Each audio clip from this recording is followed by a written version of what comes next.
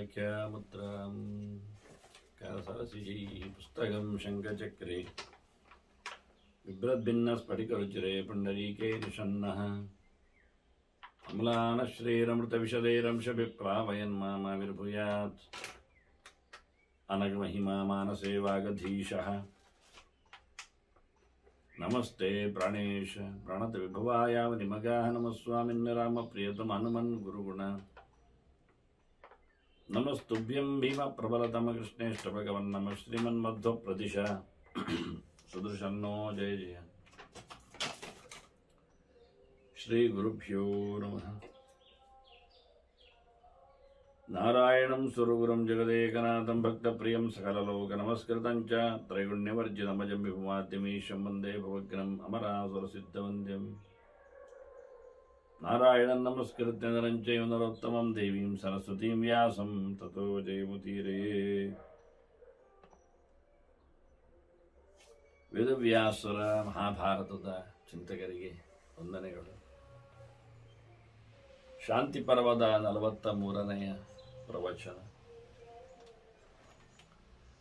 ಧರ್ಮರಾಜನ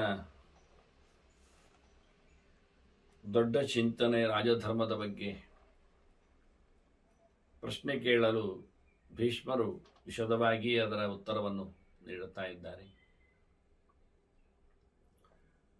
ರಾಜನಾದವ ಪ್ರತಿನಿತ್ಯ ಎಲ್ಲರ ಬಗ್ಗೆಯೂ ಪರಿಕಿಸಬೇಕು ಅನ್ನುವ ಮಾತನ್ನು ಹೇಳ್ತಾನೆ. ತನ್ನವರಾಗಲಿ ತನಗಾಗದವರಾಗಲಿ ಎಲ್ಲರ ಬಗ್ಗೆಯೂ ಗಮನ ಇಟ್ಟಿರಬೇಕು ರಾಜನಾದವ ಅನ್ನೋದರ ಬಗ್ಗೆ. ಹೇಗೆ? ಪ್ರತ್ಯಕ್ಷೇಣ ಅನುಮಾನೇನ ತಥೌಪಮ್ಯಾಗಮೈರಪಿ ಅಂತ. ಪ್ರತ್ಯಕ್ಷವನ್ನದಲ್ಲಿಯೇ ಅವನನ್ನು ನೋಡ್ತಾ ಇರುವುದು, ದೂರದಲ್ಲಿದ್ದರೆ ಬೇರೆಯವರ ಹತ್ರ ಹೇಳಿಸಿ ಕೇಳಿ ಅವರ ಶಬ್ದದಿಂದ ತಿಳ್ಕೊಂಡು ಬಿಡುವುದು, ಇಲ್ಲ ಕೆಲವೊಮ್ಮೆ ಅವರ ಚರ್ಯೆಗಳ ಬಗ್ಗೆ ಅನುಮಾನ ತಾನು ಮಾಡುವಂಥದ್ದು, ಅವರು ನಡೆಸಿದ ಹೇಳಿದ ಮಾತುಗಳಿಂದ ಯುಕ್ತಿಗಳಿಂದ ಆತನ ವ್ಯಕ್ತಿತ್ವದ ಬಗ್ಗೆ ಅವನ ಬಗ್ಗೆ ಗುರುತಿಸಿಕೊಳ್ಳುವುದು, ಅರ್ಥ ಮಾಡಿಕೊಳ್ಳುವುದು. ಇನ್ನು ಹೋಲಿಸಿ ಅವನ ನಡತೆಗಳಲ್ಲಿ, ಅವನ ಮಾತುಗಳಲ್ಲಿ, ಅವನ ಜನರಲ್ಲಿ ಎಲ್ಲ. ಹೀಗಾಗಿ ಅನೇಕ ರೀತಿಗಳಿಂದ ಪರೀಕ್ಷಾಸ್ಥೆ ಮಹಾರಾಜ ಸ್ವೇ ಪರೇ ಚೈವ ನಿತ್ಯಶಃ. ತನ್ನವರು ಪರಕೀಯರು, ಶತ್ರುಗಳು ಮಿತ್ರರು, ಇವರಿಬ್ಬರನ್ನು ರಾಜ ಪ್ರತಿನಿತ್ಯ ಗಮನಿಸಬೇಕು ಎಲ್ಲ ಬಗೆಯಿಂದ ಹೇಗಾದರು ಅಂತ. ಮತ್ತೆ ರಾಜನಾದವನಿಗೆ ನಿಜವಾಗಿ ಇರಲೇಬೇಕಾದ ಸಂಗತಿ, ಆತ ನಿಜವಾಗಿ ಬಿಡಲೇಬೇಕಾದ ವ್ಯಕ್ತಿತ್ವ ವ್ಯವಸ್ಥೆ, ಅದು ವ್ಯಸನಗಳು. ವ್ಯಸನಾನಿ ಚ ಸರ್ವಾಣಿ ತ್ಯಜೇತಾಃ ಭೂರಿ ದಕ್ಷಿಣ. ಅವನು ಭಾರೀ ಫ್ರೀ ಅವನೇ ಆಗಿರಬಹುದು, ಬೇಕಾದಷ್ಟು ವಿಲಾಸಿ ಅನಿಸಿರಬಹುದು ರಾಜ, ಸಂಪತ್ತಿನ ಅತಿರೇಕ ಅವನ ಕೈಯಲ್ಲಿದ್ದರೂ ದುರ್ವ್ಯಸನಗಳಿಗೆ ಎಂದೂ ಆತ ಬಲಿಯಾಗಬಾರದು. ಭೀಷ್ಮರು ಧರ್ಮರಾಜನಿಗೆ ಅವನ ಜೂಜಾಟದಲ್ಲಿ ಆದ ಈ ದೊಡ್ಡ ದುರಂತವನ್ನು ನೆನಪಿಸುವಂತೆ ಮೊದಲ ಹೇಳ್ತಾರೆ, ವ್ಯಸನಾನಿ ಚ ಸರ್ವಾಣಿ ತ್ಯಜೇತ ಅಂತ. ಭೂರಿ ದಕ್ಷಿಣ ಕರೆದೇಳಿದ್ರು. ನಾನೀಗ ಬಂದದ್ದು ರಾಜರಥವೇ ಪಣಕ್ಕಿಟ್ಟಿದ್ದೇನೆ, ನನ್ನ ತಮ್ಮಂದಿರನ್ನೇ ಇಟ್ಟಿದ್ದೇನೆ ಹೇಳಿಕೊಳ್ಳುವ ಈ ಒಂದು ವಿಶಾಲವಾದಂತಹ ವ್ಯವಸ್ಥೆ ಆಡುವಾಗ ಮನುಷ್ಯನಿಗೆ ಓಡುವುದಿಲ್ಲ ತಲೆ. ಅಮಲು, ಶ್ರೀಮಂತಿಗೆ ಅಮಲು.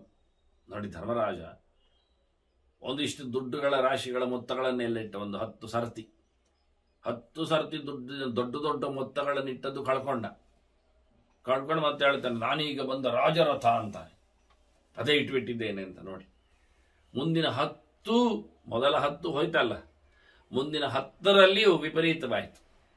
ರಾಜರಥ ಜತೆಯಲ್ಲಿ ಕೊನೆಗೆ ತನ್ನ ತಮ್ಮಂದಿರನ್ನು, ತನ್ನನ್ನು ಎಲ್ಲ. ಹೀಗಾಗಿ ವಿಚಿತ್ರವಾಗಿ ಆತನ ಸಂಪತ್ತಿನ ವಿನಿಯೋಗ ಇದು ದ್ಯೂತ ಮಾತ್ರ ಅಲ್ಲ, ಬೇಟೆ, ಕುಡಿತ, ಮೋಜು, ಮಸ್ತಿ ಇವೆಲ್ಲವನ್ನು ಇಟ್ಕೊಂಡು ವ್ಯಸನಗಳು ಅಂತ ಮೃಗಯ ಎಲ್ಲ ಹೇಳಿಕೊಂಡಾಗೆ ಎಲ್ಲ ವ್ಯಸನಗಳನ್ನು ಆತ ದೂರ ಇಟ್ಟಿರಬೇಕು. ಆಡುವುದೊಂದೇ ಹೇಳಿದ್ದಲ್ಲ, ಬೇಟೆಯ ಜೊತೆಯಲ್ಲಿ ಇನ್ನಿತರ ಕ್ರೀಡೆಗಳು, ಇನ್ಯಾವುದೋ ಕುಡಿತ ಇತ್ಯಾದಿಗಳ ಚಟಗಳು, ಇವನ್ನೆಲ್ಲ ಆತ ಬಿಡಬೇಕು. ನಚೈತಾನಿ ಪ್ರಯುಂಜೀತಾ, ಇನ್ನು ಯಾರಿಗೋಸ್ಕರ ಆದರೂ ಅದರ ಪ್ರಯೋಗದಲ್ಲಿ ಹೋಗಬಾರ್ದು. ಇವನಿಗೆ ಯಾರ ಮೇಲೆ ಮಾಡಿದ ಪ್ರಯೋಗ ಆಗುತ್ತೆ, ಅದನ್ನು ಉಪಯೋಗಿಸಿಕೊಳ್ಳಲಿಕ್ಕಿಲ್ಲ. ಕೌರವ ಇವ ಆಡಿದ್ದು ತಪ್ಪು ಹೇಳಿದ ಹಾಗೆ ಭೀಷ್ಮರು ಕೌರವನಾಡಿದ್ದು ತಪ್ಪು ಅಂತ ಹೇಳುವವರು. ದ್ಯೂತದಿಂದ ಮಗದೊಬ್ಬನನ್ನು ನೋಡಿದ್ದಾಳ, ಅವನ ಚರಿತ್ರೆಯಲ್ಲಿಯೂ ಆದದ್ದು ಹಾಗೆ.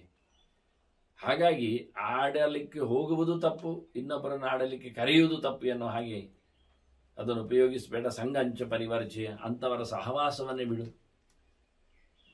ಅದು ಮತ್ತೆ ತನ್ನನ್ನು ಎಳಿತದೆ, ತಾನು ಆಡಲಿಕ್ಕೆ ಬರುತ್ತೆ, ತಾನು ಓಡಲಿಕ್ಕೆ ನಿಲ್ತಾನೆ. ಆದ್ರಿಂದ ಅಂಥವರ ಸುದ್ದಿಗೆ ಹೋಗಬೇಡ. ಒಂದೊಮ್ಮೆ ರಾಜ ದುರ್ವ್ಯಸನಗ್ರಸ್ತನಾಗಿ ಬಿಟ್ಟರೆ, ನಾವಿವತ್ತು ನೋಡ್ತೇವಲ್ಲ, ತಿನ್ನುವ ಕುಡಿಯುವ ಚಟಕ್ಕೆ ಬದ್ಧರಾದವರು ಎಷ್ಟು ಕೋಟಿಗಟ್ಟಲ್ಲಿ ನುಂಗ್ತಾರೆ ಅಂತ. ಅಥವಾ ಕಳ್ಳ ವ್ಯಸನಿಗಳು ಸಹ. ಅದನ್ನು ವ್ಯಸನೀಯಸ್ತು ಲೋಕೇಶ್ವನ್ ಪರಿಭೂತಃ ಭವತ್ಯುತ. ಖಂಡಿತವಾಗಿಯೂ ದುರ್ವ್ಯಸನದಿಂದ ಬಿದ್ದ ರಾಜ ಅಂತ ತಕ್ಷಣ ಜನ ಅವರನ್ನು ಖಂಡಿತವಾಗಿಯೂ ದೂರ ಮಾಡುತ್ತಾರೆ, ಸೋಲಿಸ್ತಾರೆ, ಹಂಗಿಸ್ತಾರೆ. ಅಂಥವರಿಂದ ಆತ ದೂರಕ್ಕೆ ಆಗ್ತಾನೆ, ಬೇಡದವನಾಗ್ತಾನೆ. ಅವನ ದೌರ್ಬಲ್ಯವನ್ನು ನೋಡಿಕೊಂಡು ಜನ ಅವನ ಮೇಲೆ ಹಾರಾಡುತ್ತಾರೆ. ಅಷ್ಟೇ ಅಲ್ಲ, ಉದ್ವೇಜಯಿತ ಲೋಕಂಚ ಯೋ ಅತಿದ್ವೇಷಿ ಮಹೀಪತಿ. ಇವ ಟೆಂಪ್ಟ್ ಮಾಡುತ್ತಾನೆ ಜನರನ್ನು. ತಾನು ದುರ್ವ್ಯಸನಗ್ರಸ್ತನಾದ್ದರಿಂದ ಸ್ಪರ್ಧೆಗೆ ನಿಲ್ತಾನೆ, ಹತ್ತಿರದವರು ಸ್ಪರ್ಧೆಗೆ ಬರ್ತಾರೆ.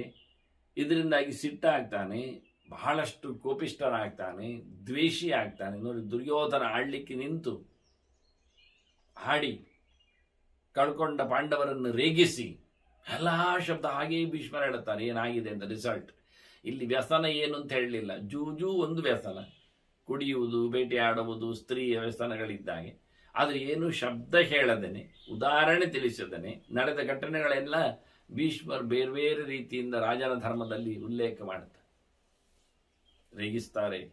ಎಷ್ಟು ರೇಗಿಸಿದ, ಇದ್ದಾಳಲ್ವಾ ನಿನ್ನ ಪ್ರಿಯತಮೆ ದ್ರೌಪದಿ, ಅವಳು ಎಲ್ಲಿಯಾದ್ರೂ ನಿನ್ನನ್ನು ಪಾರು ಮಾಡಬಹುದು ನೋಡು, ಕರಿ ದ್ಯೂತಕ್ಕೆ, ದಾಳಕ್ಕೆ ಅಂತಾನೆ.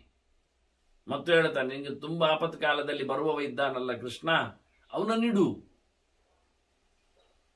ಮತ್ತು ದ್ರೌಪದಿಯನ್ನು ಎಳೆದೊಯ್ದಾಗಲೂ ಹೇಳುತ್ತಾರೆ, ನಿನಗೆ ಯಾರು ಗಂಡಂದಿರಿಲ್ಲ ನೋಡು, ಹೇಳಿಕೋ, ಧರ್ಮರಾಜ ಸರಿ ಇಲ್ಲದವ ಅಂತ ಹೇಳು, ಭೀಮ ಹಾಳು ಅಂತ ಹೇಳು, ಅರ್ಜುನ ಪ್ರಯೋಜನ ಇಲ್ಲ ಹೇಳು, ನಿನ್ನನ್ನು ನಾವು ಬಿಟ್ಟುಕೊಡುತ್ತೇವೆ. ಹಾಗೆ ಅಂದ್ರೆ ಅವರೊಬ್ಬರಲ್ಲಿ ಆದಷ್ಟು ಕೆದಕುವ ಕತೆ ಮಾಡ್ತಾರೆ. ಹಾಗಾಗಿ ಇದರಿಂದ ದ್ವೇಷ ಬೆಳೀತದೆ. ಕೊನೆಗೆ ಭೀಮಸೇನ ಏನು ಮಾಡಿದ, ತೊಡೆ ಮುಡಿತೇನೆ ಅಂದ, ಎದೆ ಬಗೆತೇನೆ ಅಂದ. ಅದು ಹೋಯ್ತು, ಆಯ್ತು. ಯಾವುದನ್ನು ಪಿಕ್ಚರಿಗೆ ತಾರದೇನೆ ಭೀಷ್ಮ ಹೇಳ್ತಾನೆ, ಅತಿದ್ವೇಷಿ ಮಹೀಪತಿ. ದೀರ್ಘಕಾಲದ ದ್ವೇಷ, ಭೀಕರವಾದಂತಹ ಪ್ರತಿಜ್ಞೆಯ ಸಿಟ್ಟು ಇವೆಲ್ಲ ಬರ್ತದೆ. ಹಾಗಾಗಿ ಮೂಲ ಕಾರಣ ಏನು, ವ್ಯಸನ. ನಿಲ್ಲಿಸು. ಧರ್ಮರಾಜನಿಗೆ ಡೈರೆಕ್ಟ್ ಬೋಧೆ ಕೊಟ್ಟಾಗೆ, ರಾಜ ವ್ಯಸನಿ ಆಗಬಾರದು, ಸೋಲ್ತಾನೆ. ಈಗ ಸೋತು ಎಲ್ಲ ಆದ ಬಳಿಕ ಈ ರಾಜಧರ್ಮ ಕೇಳಿ ಏನಲ್ವ. ಆದರೆ ಆ ಪಾಠ ಆದರೂ ಆಗಲಿ ಮುಂದಕ್ಕೆ ಎನ್ನುವ ನೆಲೆಯಲ್ಲಿ ಭೀಷ್ಮ ಬಹಳ ಚೆನ್ನಾಗಿ ಹೇಳ್ತಾನೆ. ತ್ವಂ ಪ್ರಿಯಂತು ಪರಿತ್ಯಜ್ಯ ಯದ್ಯಲ್ಲೋಕೈತಂ ಭವೇತ್.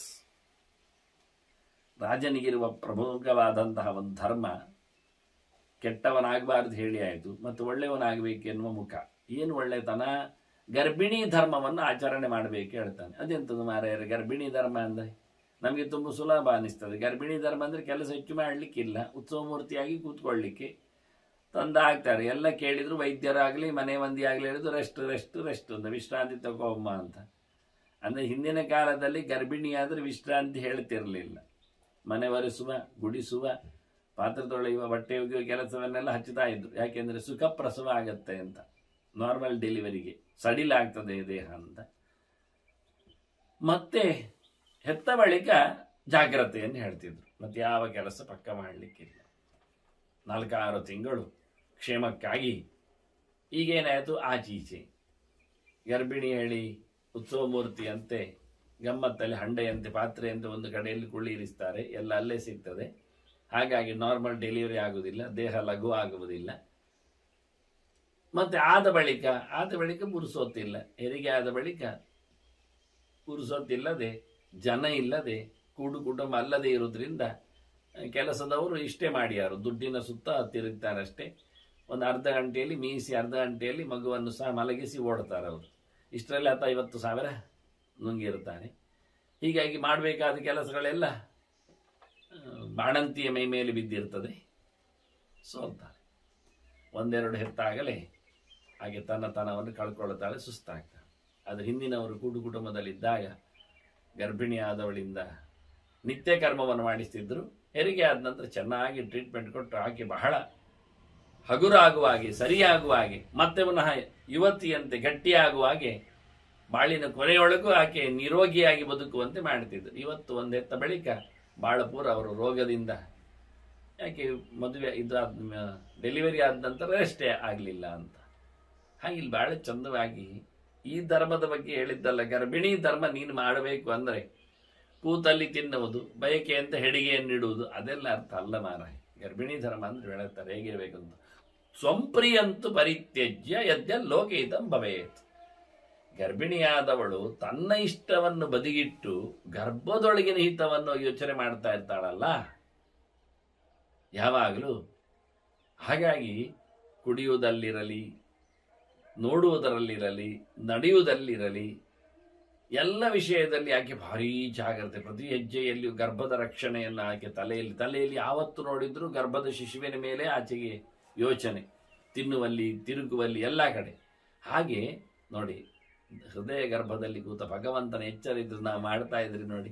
ನಿರಂತರವಾಗಿ ನಮ್ಮ ಗರ್ಭದೊಳಗೆ, ಇಡೀ ಬ್ರಹ್ಮಾಂಡ ಗರ್ಭದೊಳಗೆ ಇರುವ ಭಗವಂತನನ್ನು, ಶಾಸ್ತ್ರ ಗರ್ಭದಲ್ಲಿ ನೆಲೆ ನಿಂತ ದೇವರನ್ನು ಯೋಚನೆ ಮಾಡ್ತಾ ಇದ್ರೆ, ನಾವು ಯಾವಾಗಲೂ ಗರ್ಭಿಣಿ ಧರ್ಮವನ್ನು ಆಚರಿಸಿದ್ರೆ, ಒಳಕೂತ ಭಗವಂತನ ಪ್ರೀತಿಗಾಗಿ ಆತನನ್ನು ವಿರೋಧಿಸಿಕೊಳ್ಳದೆ, ಮೋಸ ಮಾಡದೆ, ಎಲ್ಲರೊಳಗೂ, ನನ್ನ ಗರ್ಭದಲ್ಲಿ ಮಾತ್ರ ಅಲ್ಲ ಎಲ್ಲರ ಗರ್ಭದಲ್ಲಿಯೂ ಭಗವಂತನ ಅನುಸಂಧಾನದಿಂದ ಪ್ರತಿಯೊಂದು ಕಡೆಯಲ್ಲಿಯೂ ಎಷ್ಟು ಹಸನಾಗ್ತಿತ್ತು, ಎಷ್ಟು ಧರ್ಮಗಳು ಬೆಳೀತಿದ್ದವು. ಭೀಷ್ಮರು ಹೇಳ್ತಾರೆ, ಸಂಹಿತಂತು ಪರಿತ್ಯಜ್ಯ. ಗರ್ಭಿಣಿಯಾದವಳು ತನ್ನ ಇಷ್ಟವನ್ನು ಸಹ ಬದಿಗಿಟ್ಟು ಗರ್ಭದ ಹಿತಕ್ಕಾಗಿ ಬದುಕ್ತಾಳಲ್ಲ, ಹಾಗೆ ರಾಜ ತನ್ನ ಇಷ್ಟವನ್ನು ಬದಿಗಿಟ್ಟು ಮತ್ತೆ ಯದ್ಯ ಲೋಕಹಿತಂ ಭವೇತ್, ಅವನಿಗೆ ಲೋಕವೇ ಗರ್ಭ. ಲೋಕದ ಜನರಿಗಾಗ ದುಡಿಯಬೇಕವಾ. ನೋಡಿ, ಇವತ್ತು ರಾಜಧರ್ಮ ಯಾಕೆ ಹೇಳುತ್ತೇನೆ ಅಂತ ಕೆಲವರು ಕೇಳಬಹುದು. ಭಾರತವನ್ನು ಮುಟ್ಟಿಕೊಂಡಿದ್ದೇವೆ ಅಂದ ತಕ್ಷಣ ಅದನ್ನು ಕೇಳಿಕೊಳ್ಳುವುದು ನಮ್ಮ ಧರ್ಮವೂ ಆಗಿದೆ, ಅದರಿಂದ ಕೇಳಿಕೊಳ್ಳುವ, ಅದು ವಿಷಯ ಅಲ್ಲ. ಆದರೆ ಈಸ್ ಇಟ್ ಸೋ ರಿಲವೆಂಟ್ ಅಂತಾರೆ ಕೆಲವೊಮ್ಮೆ. ಇದು ಬೇಕಿತ್ತ? ಇದು ಇವತ್ತಿಯ ನೋಡಿ, ನಾವು ಅನೇಕ ಬಗೆಯ ಅಧಿಕಾರಿಗಳನ್ನು, ರಾಜ ವೈಭವದಲ್ಲಿ ಬದುಕಿದ ನಮ್ಮ ದೇಶದವರನ್ನು ನೋಡ್ತಾ ಇದ್ದೇವೆ, ಅನುಭವಿಸ್ತಾ ಇದ್ದೇವೆ, ಅದರಲ್ಲೇ ಇದ್ದೇವೆ. ಹಾಗಿರುವಾಗ ನಮ್ಮನ್ನು ನೋಡಿಕೊಳ್ಳುವ ವ್ಯಕ್ತಿ ಹೇಗಿದ್ದಾನೆ ಅಂತ ಆದರೂ ನಾವು ಅರ್ಥ ಮಾಡಿಕೊಳ್ಳಿಕ್ಕೆ ಆಗತ್ತೆ. ತನ್ನ ಹಿತವನ್ನು ಬಿಟ್ಟು ತನ್ನ ಕೌಟುಂಬಿಕ ಪ್ರೀತಿ ವಿಶ್ವಾಸಗಳನ್ನು ಅಪ್ಪಿಕೊಳ್ಳದೆ ಪ್ರಜಾಹಿತಕ್ಕೋಸ್ಕರವೇ ಎಲ್ಲ ದಿನಗಳನ್ನು, ಎಲ್ಲ ಗಂಟೆಗಳನ್ನು ನೀಡುವವ ಇವ ನಿಜವಾಗಿ ರಾಜ ಅಂತ ಭೀಷ್ಮ ಹೇಳುತ್ತಾ ಇದ್ದಾನೆ. ಇದ್ದಾರಾ ನಮ್ಮೊಟ್ಟಿಗೆ ಎಂದು ನೋಡಿಕೊಳ್ಳಿ. ನೀವು ಅಂಥವರನ್ನು ನೀವು ನಿಮ್ಮ ತೋರು ಬೆರಳಿಂದ ಆಯ್ಕೆ ಮಾಡಿದ್ದೀರಾ, ತೋರಿಸಿಕೊಟ್ಟಿದ್ದೀರಾ, ತೋರಿಸಲಿಕ್ಕೆ ನಿಮಗಿನ್ನು ತೋರು ಬೆರಳು ಇದೆಯಾ ಎನ್ನುವುದನ್ನು ಗಮನಿಸಿಕೊಳ್ಳಿ. ಎಷ್ಟು ಚೆನ್ನಾಗಿ ಹೇಳುತ್ತಾ ನೋಡಿ. ಗರ್ಭಿಣಿ ಧರ್ಮ ರಾಜನ ಧರ್ಮ ಆಗಬೇಕು ಅಂತ, ಮತ್ತೆ ಧೈರ್ಯಶಾಲಿಯಾಗಿ ಬದುಕಬೇಕಂತ, ದಿಟ್ಟತನ, ಅಂಜುಬುರುಕನ ಆಗಬಾರ್ದು, ಹೇಳಿ ಆಗಬಾರ್ದು, ತಲೆ ಒಳ್ಳೆ ರೀತಿಯಿಂದ ಉಪಯೋಗಿಸಿಕೊಳ್ಳಿ. ಧಿಯಾ ರಮತೆ ಅಂತ, ಬುದ್ಧಿಮಂತಿಕೆ, ಧೀರಸ್ಯ ಸ್ಪಷ್ಟ ದಂಡಸ್ಯ ನ ಹ್ಯಾಜ್ಞಾ ಪ್ರತಿಹನ್ಯತೆ. ಅವನ ಮಾತು ಎಂದು ಯಾರು ಮೀರುವುದಿಲ್ಲ, ಅವನ ಆಲೋಚನೆಗಳು ಎಂದು ಸಡಿಲಾಗುವುದಿಲ್ಲ, ಅವನ ಯೋಜನೆಗಳು ಎಂದೂ ಸಹ ನೆಲ ಕಚ್ಚುವುದಿಲ್ಲ. ಯಾವಾಗ ಅವನು ಗಟ್ಟಿಗನಾಗಬೇಕು. ಯಾರದ್ದೋ ತಲೆಯಿಂದ ಕೆಲಸ ಮಾಡುವುದಲ್ಲ, ಸ್ವಯಂ ಯೋಚನಾಶೀಲನಾಗಬೇಕು. ಜೊತೆಯಲ್ಲಿ ಸ್ಪಷ್ಟ ದಂಡಸ್ಯ, ತಪ್ಪಿತಸ್ಥರ ಮೇಲೆ ಸರಿಯಾದ ಆಕ್ಷನ್ ತಗೊಳ್ಳುವಲ್ಲಿ ಅವನು ನಿಷ್ಠುರನಾಗಿರಬೇಕು. ಅದರ ಬಗ್ಗೆಯೂ ಒಳ್ಳೆ ಎಚ್ಚರ ಇರಬೇಕು. ಹಾಗಾಗಿ ತಪ್ಪಾದಾಗ ಸರಿ ಮಾಡಲಿಕ್ಕೆ ಬರುತ್ತೆ, ಸರಿಯಾದದ್ದನ್ನು ನಡೆಸಿಕೊಡ್ಲಿಕ್ಕೆ ಬರುತ್ತೆ. ಈ ರೀತಿಯಾಗಿ ರಾಜನಿರಬೇಕು ಅಂತ ಹೇಳ್ತಾನೆ.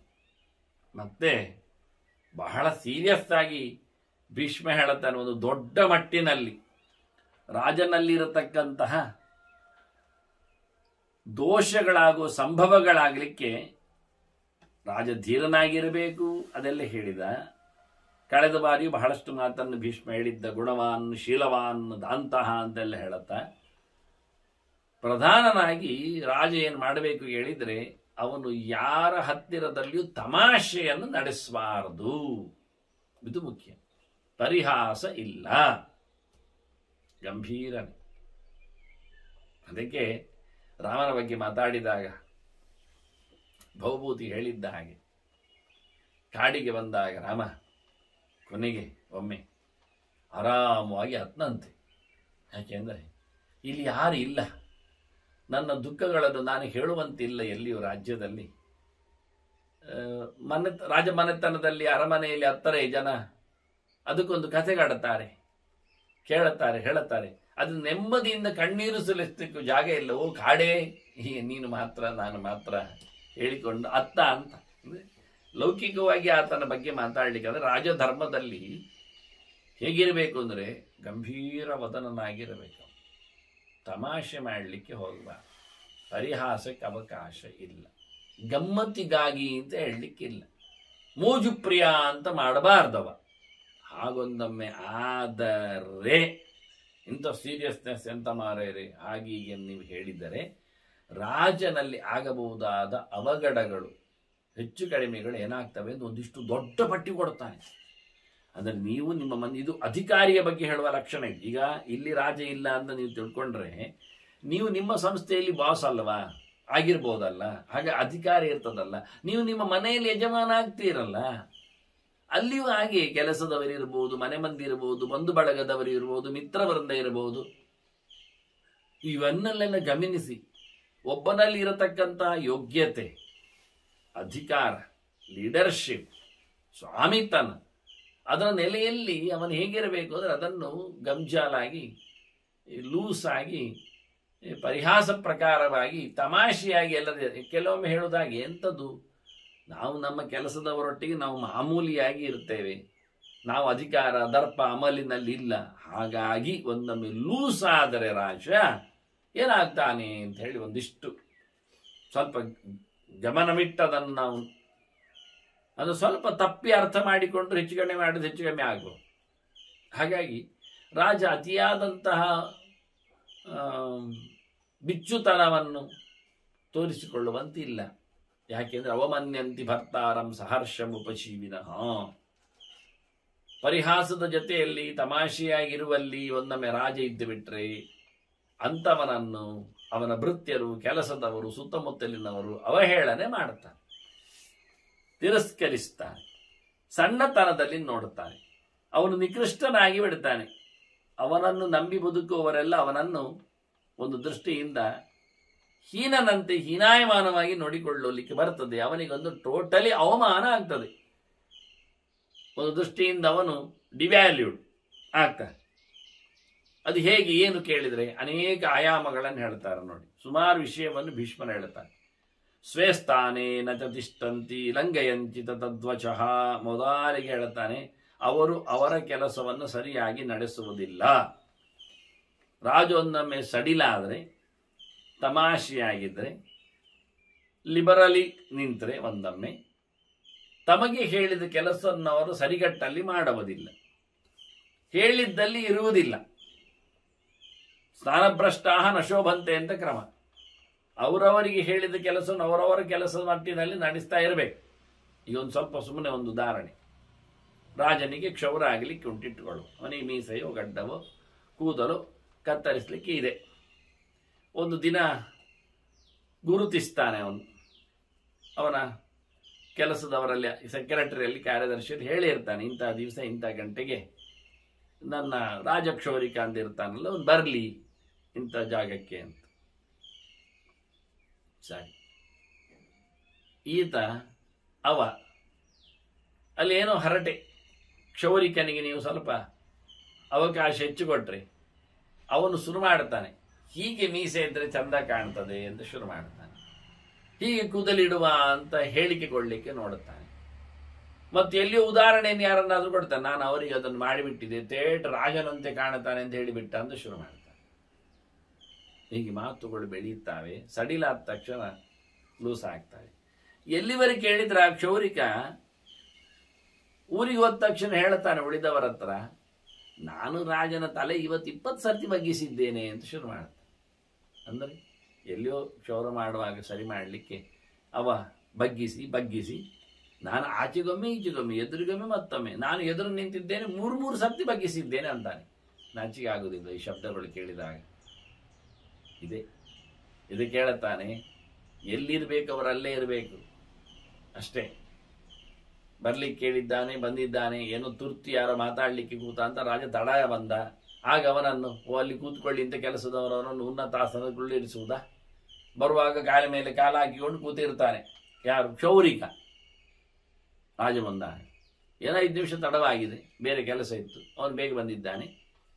ಬಂದವನಿಗೆ ಕೆಲಸ ಶುರು ಮಾಡಿಲ್ಲ, ಹಾಗಾಗಿ ಅವನನ್ನು ರೆಸ್ಟ್ 5 ನಿಮಿಷ ಅಲ್ಲಿ ಕೂತ್ಕೋದು ಒಂದು ಕಡೆ ಕುಳಿಸಿರ್ತಾರೆ. ಅವನು ಕೂತ್ಕೊಳ್ಬೇಕಾದ ಜಾಗದಲ್ಲಿ ಕೂತ್ಕೊಳ್ಬೇಕು.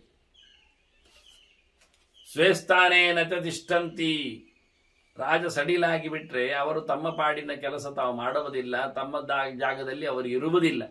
ನೋಡಿ, ಮ್ಯಾನೇಜರ್ ಬ್ಯಾಂಕಿನಲ್ಲಿ ಮಾಮೂಲಿ ಆಗಿಬಿಟ್ರೆ, ಅಭ್ಯಸ್ತನಾಗಿದ್ದವಾದರೆ ಅವನು ಉಳಿದವರ ಸ್ಟಾಫಿಗಿಂತ ಸೀನಿಯರು ಅಲ್ಲ ಅಂತ ಆಗಿಬಿಟ್ರೆ ಎಲ್ಲದರಲ್ಲಿ, ಆಗ ಅವನಿಗೆ ಅದು ಗೊತ್ತಿರ್ತದೆ, ನಾನೇನು ದೊಡ್ಡ ಸೀನಿಯರ್ ಅಲ್ಲ, ನನ್ನನ್ನು ಮಾಡಿಕೊಂಡಿದ್ದಾರೆ, ಬಂದಿದ್ದೇನೆ, ಇದ್ದೇನೆ ಅಂತ.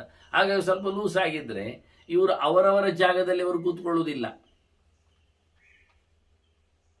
ಮ್ಯಾನೇಜರ್ ಬಂದಾಗ ಎಲ್ಲೆಲ್ಲೇ ಇರ್ತಾರೆ. ಅಟೆಂಡರೇ ಮ್ಯಾನೇಜರ್ ಕುರ್ಚಿಯಲ್ಲಿ ಕೂತಿರ್ತಾನೆ ಬೇಕಾದ್ರೆ. ಅದು ಸರಿ ಮಾಡುವುದು ಟೇಬಲ್ ಅನ್ನು ಹೇಳ್ತಾನೆ. ಮತ್ತೆ ಬಂದು ಗೊತ್ತಾದ್ರೆ ಕೇಳಿದ್ರೆ ಇಲ್ಲಿ ಕೂತು ಸರಿ ಮಾಡ್ತಾ ಇದ್ದೇನೆ.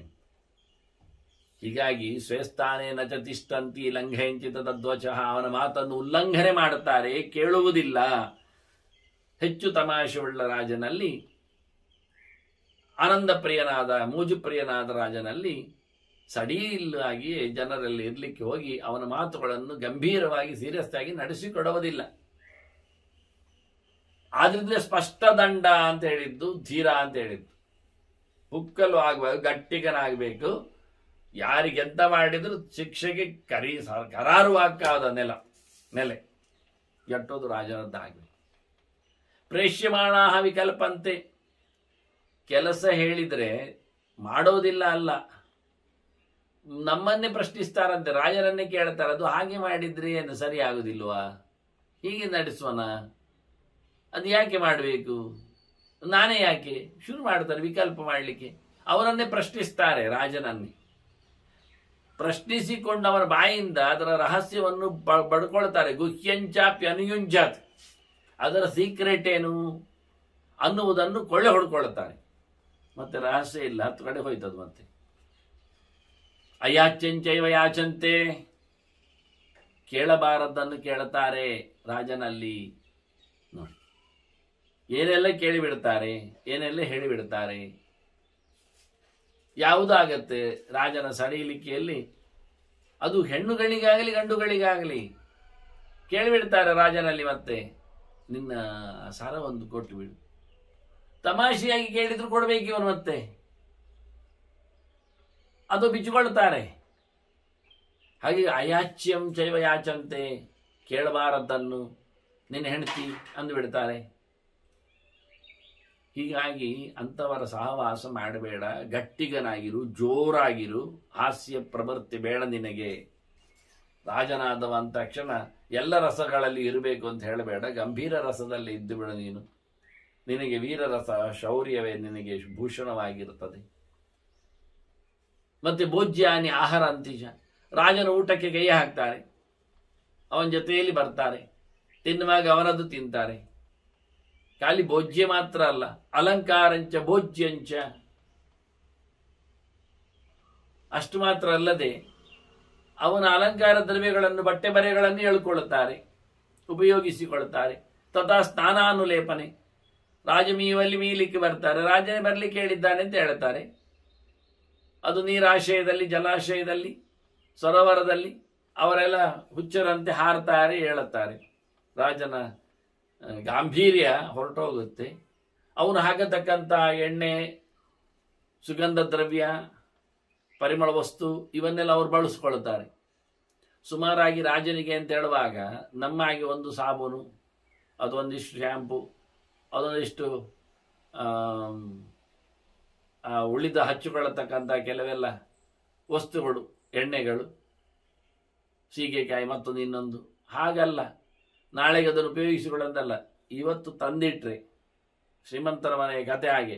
ಇವತ್ತು ಸುಗಂಧ ದ್ರವ್ಯಗಳು ಮೀನು ಹೊತ್ತಿನಲ್ಲಿ ಬಂದಿದ್ದರೆ ಅದು ಆವತ್ತಿಗೆ ಖಾಲಿ.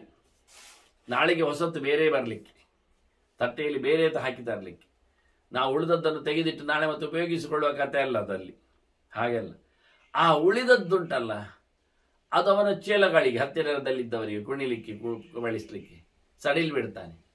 ಅವ ಎತ್ತಿಕೊಳ್ಳೋ ಮುಂಚೆ ಅವ್ರ ಕೈ ಹಾಕ್ತಾರೆ. ಕೆಲವೊಮ್ಮೆ ನಿನ್ನೆ ನಮಗೆ ಬಿಟ್ಟು ಹೋಗಿದ್ದಾನೆ, ಇವತ್ತು ಒಟ್ಟಿಗೆ ಕೈ ಹಾಕಿರ್ತಾರೆ ಅನುಲೇಪನ ದ್ರವ್ಯಗಳಿಗೆಲ್ಲ.